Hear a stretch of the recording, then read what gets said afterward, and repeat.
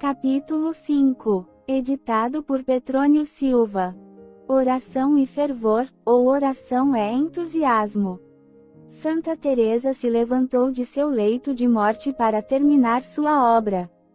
Ela inspecionou, com toda a sua vivacidade de olhos e amor pela ordem, toda a casa para a qual havia sido levada para morrer.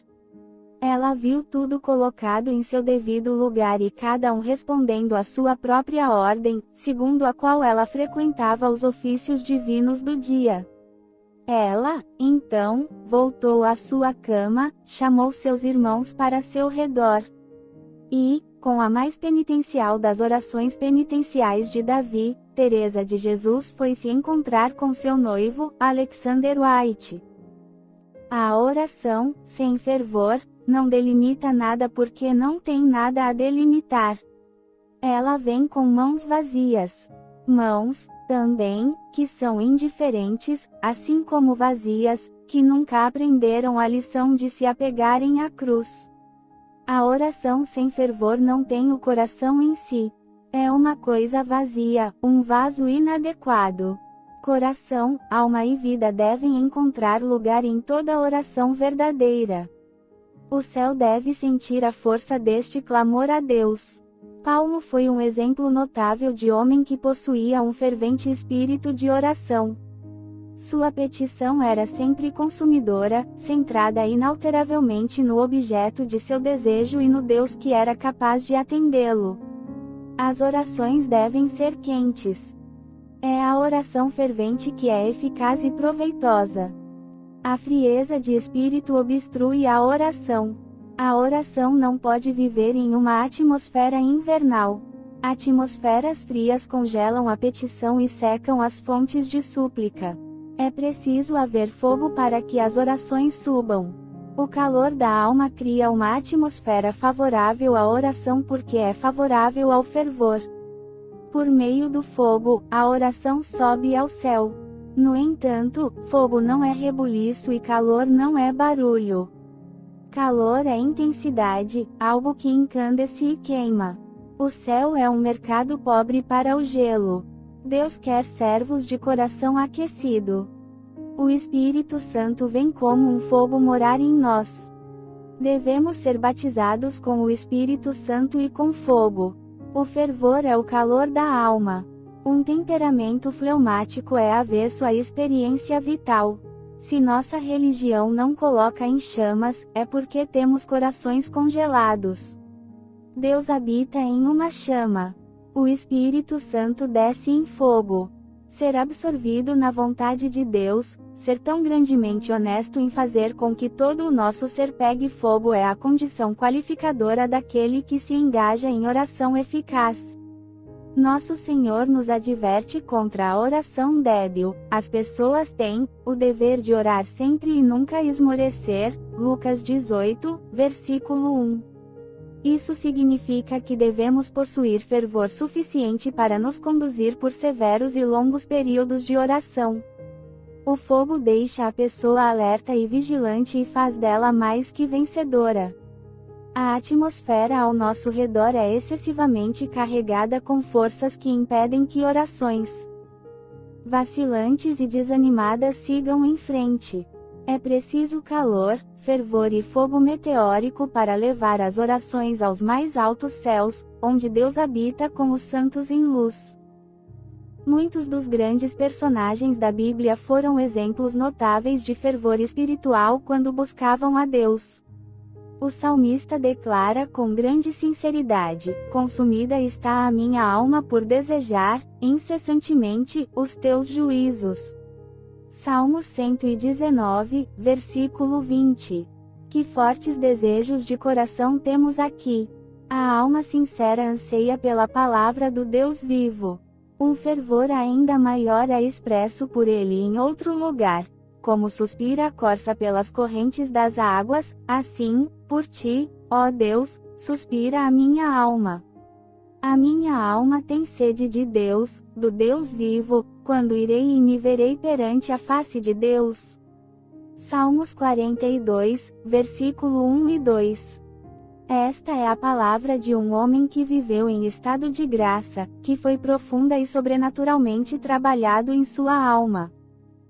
O fervor diante de Deus conta na hora da oração e encontra uma rápida e rica recompensa em suas mãos.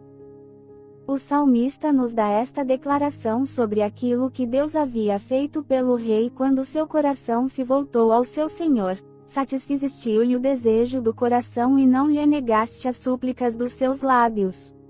Salmos 21, versículo 2.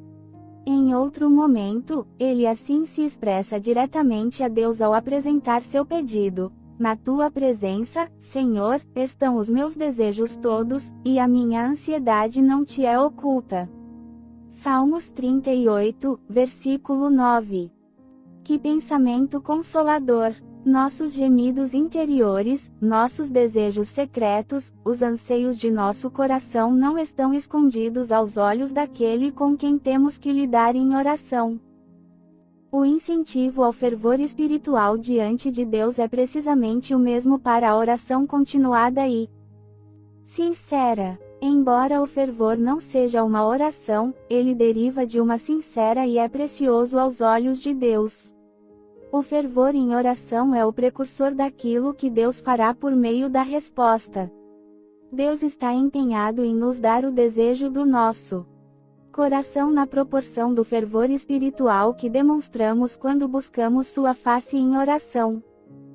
O fervor tem sua sede no coração, não no cérebro nem nas faculdades intelectuais da mente. O fervor, portanto, não é uma expressão do intelecto. O fervor espiritual é algo que transcende muito a fantasia poética e o imaginário sentimental. É algo que vai além da mera preferência e do contraste entre gosto e aversão. O fervor é o palpitar e o gesticular da natureza emocional. Talvez não esteja em nossas mãos criar o fervor espiritual, mas podemos orar para que Deus o implante em nós. É nosso dever, então, alimentá-lo, cuidar e protegê-lo dos males para que não seja extinto e impedir que ele diminua ou decline. O processo de salvação pessoal não é somente orar, expressar nossos desejos a Deus, mas adquirir um espírito fervente e procurar, por todos os meios adequados, cultivá-lo. Nunca é inadequado orar para que Deus gere em nós e mantenha vivo o espírito de fervente oração. O fervor tem a ver com Deus, assim como a oração.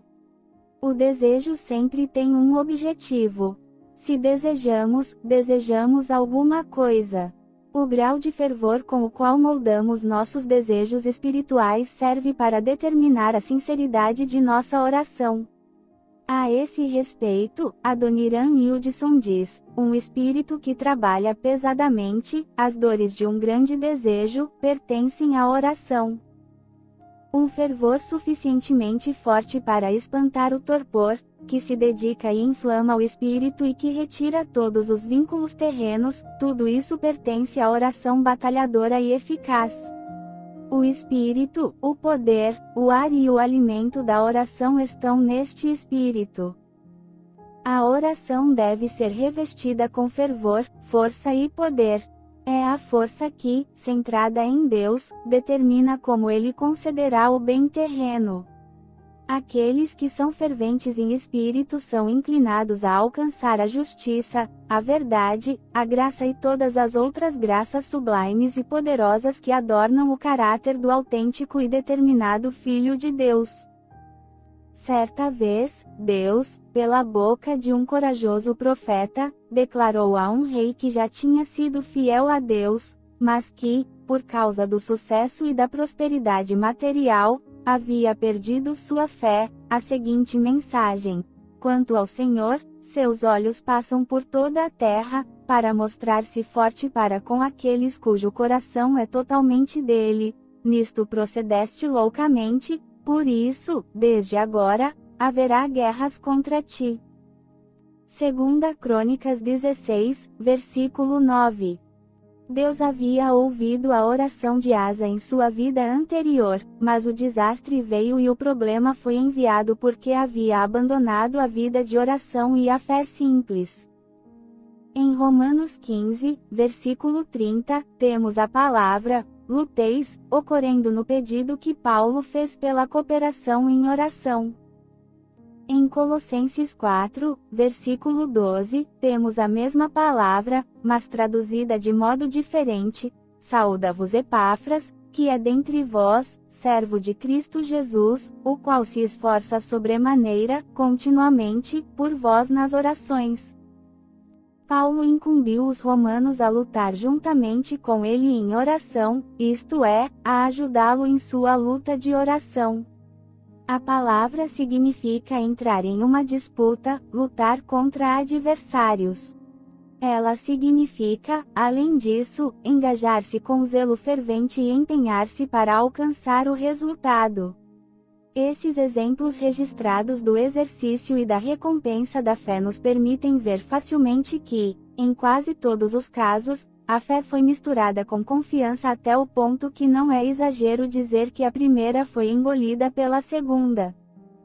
É difícil distinguir adequadamente as atividades específicas dessas duas qualidades, fé e confiança. Mas há um ponto, além de toda dúvida, no qual a fé é aliviada de seu fardo, por assim dizer, um ponto no qual a confiança se aproxima e diz: você fez a sua parte. O resto é comigo. No incidente da figueira estéril, Nosso Senhor transfere o maravilhoso poder da fé aos seus discípulos.